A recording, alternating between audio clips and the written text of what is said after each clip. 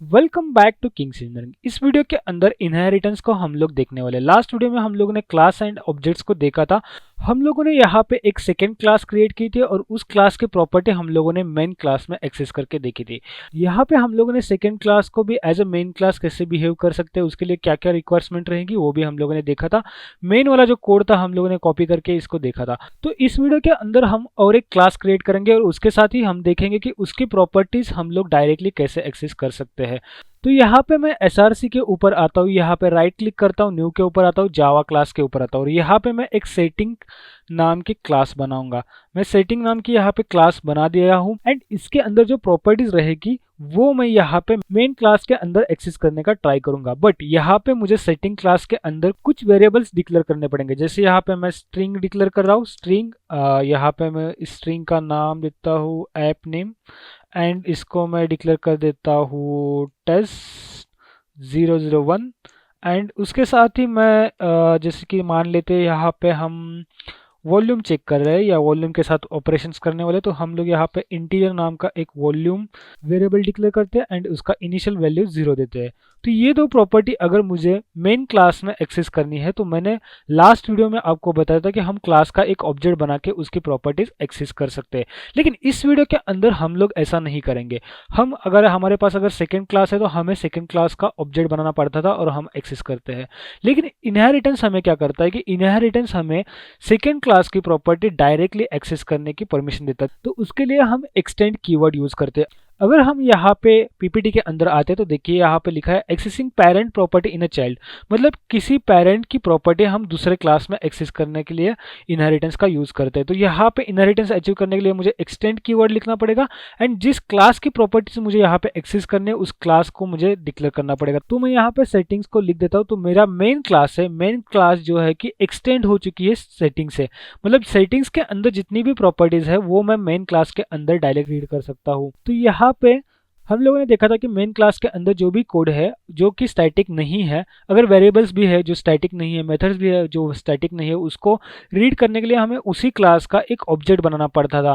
तो यहाँ पे मैंने ये ऑब्जेक्ट बना के रखा है एंड उसको हम एक्सेस कर सकते हैं। तो मैंने यहाँ पे एक्सटेंड कीवर्ड से सेटिंग्स के जो प्रॉपर्टीज है वो यहाँ पे एक्सेस करने का ट्राई किया। तो ये चीज़ देखते हैं कि ये अभी पॉसिबल हो रहा है कि नहीं। तो यहाँ पे मेन नेम एंड आईडी हम लोगों ने प्रिंट किया था, उसी तरह से हम इसमें क्या करेंगे कि प्लस साइन लगा देंगे। प्लस साइन लगाने के बाद हम यहाँ पे टेस्टिंग 01 एंड देन हम यहाँ पे अगेन प्लस साइन करके हम चेक करना चाहते हैं कि सेटिंग्स में जो वॉल्यूम है वो वॉल्यूम यहाँ पे रीडेबल है या नहीं है। तो मैं क्या करूँगा कि main test dot volume enter करूंगा एंड इसको अगर रीड करते तो इसका आउटपुट दिखेगा। लेकिन कुछ लोगों के मन में अभी सवाल आता होगा कि अगर सेटिंग्स को हम रीड कर रहे हैं और यहाँ पे क्लास का जो ऑब्जेक्ट है वो हम लोगों ने सेम क्लास का बनाया है, तो इनहेरिटेंस का मतलब ही क्या हुआ कि हम लोग ऑब्जेक्ट बना के भी तो ट्राई कर सकते हैं। लेकिन समझो कि यहाँ पे इस क्लास के साथ अगर ये भी क्लास एक्सटेंड करनी है, इसकी भी प्रॉपर्टीज हमें अचीव करनी है, तो हमें दो बार अलग अलग, जैसे इस क्लास का ऑब्जेक्ट बना उसी तरह और एक बार क्लास का ऑब्जेक्ट बनाना पड़ता, जिससे हमारा थोड़ा सा कोड जो है हेवी हो जाता, लाइंस ऑफ कोड्स हमारी बढ़ जाती।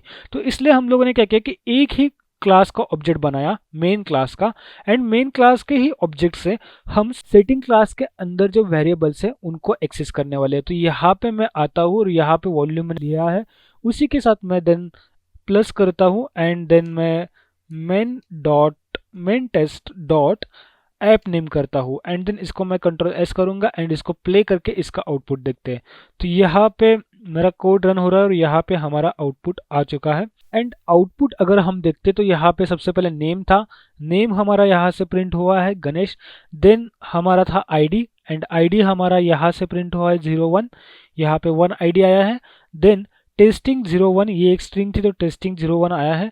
देन हमारा मेन डॉट वॉल्यूम था, तो वॉल्यूम हम लोगों ने यहाँ पे 0 लिया था एंड ये वॉल्यूम हमें यहाँ पे प्रिंटेड दिख रहा है। एंड देन उसके बाद हमारे पास था ऐप का नेम, तो मेन डॉट ऐप का नेम, तो यहाँ पे मेन डॉट ऐप का नेम आया है।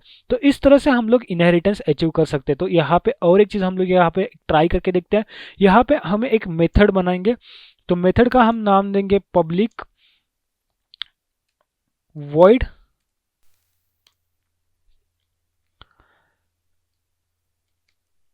इंक्रीज वॉल्यूम एंड इस मेथड के अंदर हम लोग एक सिंपली एक लाइन लिखेंगे, system dot out dot println and increased।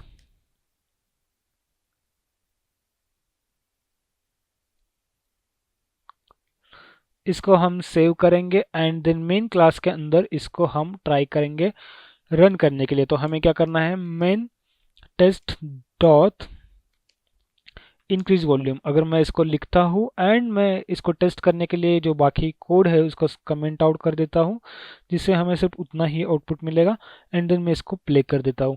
तो जैसे मैं इसे यहाँ पे प्ले करूँगा तो मेरा एक्सपेक्टेड आउटपुट है कि इंक्रीज आना चाहिए प्रिंट होके। तो यहाँ पे देखते हैं कि वो आउटपुट हमें आ रहा है क्या। तो यहाँ पे इंक्रीज आउटपुट आ रहा है। तो हम लोग यहाँ पे सेम क्लास का ऑब्जेक्ट बना के ही हम दूसरे क्लास की प्रॉपर्टी एक्सेस कर पा रहे हैं। तो ये एक सिंगल इनहेरिटेंस हो गया। तो यहाँ पे सिंगल इनहेरिटेंस तो हम लोगों ने देख लिया। उसी के साथ जावा के अंदर मल्टी लेवल इनहेरिटेंस होता है। जावा मल्टीपल इनहेरिटेंस को सपोर्ट नहीं करता। जैसे कि समझो हमारे पास मेन क्लास है एंड हम अगर ट्राई करें कि मेन क्लास हमारी जो है वो हमारे सेटिंग क्लास के साथ पहले हम लोगों ने इनहेरिट की थी, उसी के साथ हम चाहते कि नहीं भाई मेन क्लास के साथ हमारी सेकेंड क्लास भी आ जाए और हम कोई दूसरी क्लास क्रिएट करिए, वो भी यहाँ पे हम लोग इनहेरिट करके उसको लिख दे। तो ये प्रॉपर्टी जावा के अंदर अवेलेबल नहीं है। इसको अचीव करने के लिए जावा के अंदर इंटरफेस होता है और यहाँ पे मैं इंटरफेस आपको नहीं समझाऊंगा। अगर आपको मल्टीपल इनहेरिटेंस सीखना है तो आप यहाँ पे गूगल पे सर्च करके सीख सकते हो। जैसे हम लोगों ने एक सिंपल क्लास क्रिएट किया है, उसी तरह से मल्टीपल इनहेरिटेंस के लिए इंटरफेस क्रिएट किया जाता है। उसका क्लास की जगह पे इंटरफेस करके नाम आता है। अगर आप यहाँ पे राइट क्लिक करोगे, न्यू के ऊपर क्लिक करोगे तो यहाँ पे Java class and Java class के अंदर अगर आप इंटरफेस के ऊपर क्लिक करते हो तो इंटरफेस क्रिएट होगा।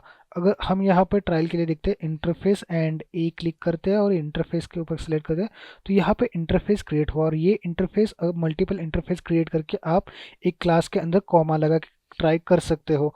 बट यहाँ पे हम लोग ये अभी करने नहीं वाले हैं। हम लोग सिंपली यहाँ पे क्या करने वाले हैं कि मल्टी लेवल इनहेरिटेंस का मीनिंग क्या होता है। समझो यहाँ पे मेन क्लास है और मेन क्लास हमारी सेटिंग क्लास से हम लोगों ने एक्सटेंड की, यानी कि सेटिंग्स क्लास के अंदर जितनी भी प्रॉपर्टी है वो यहाँ पे हम रीड करें। लेकिन हमें रिक्वायरमेंट है कि अभी सेकेंड टेस्ट जो क्लास है उसको भी रीड करें। तो उसको रीड करने के लिए हमारे पास दो ऑप्शन है। हमारे पास ऑप्शन है कि यहाँ पे एक और ऑब्जेक्ट क्रिएट किया जाए और उससे हम लोग उसको एक्सेस करें। और हमें एक ही ऑब्जेक्ट के साथ अगर करना है तो हमें क्या करना पड़ेगा, सेटिंग क्लास के अंदर हमें सिंपली यहाँ पे एक्सटेंड लिखना पड़ेगा। एक्सटेंड लिख के यहाँ पे हम क्या करेंगे कि सेकेंड क्लास जो है उस क्लास को लिखेंगे।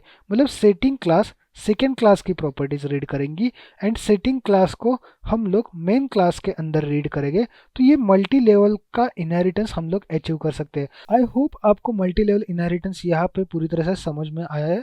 अगर आपको कुछ डाउट है तो आप सिंपली ट्राई कर सकते हैं। जैसे हम लोगों ने सेटिंग क्लास के साथ ट्राई किया उसी तरह सेकेंड क्लास में आप कुछ वेरिएबल्स बनाइए, उस वेरिएबल्स को आप यहाँ से डायरेक्टली ट्राई करने का कॉल कीजिए एंड यहाँ पे सेटिंग क्लास के अंदर आपको सिर्फ एक्सटेंड कीवर्ड रख के सेटिंग क्लास का नाम लिखना है तो आप वहाँ से वो प्रॉपर्टी एक्सेस कर सकते हो।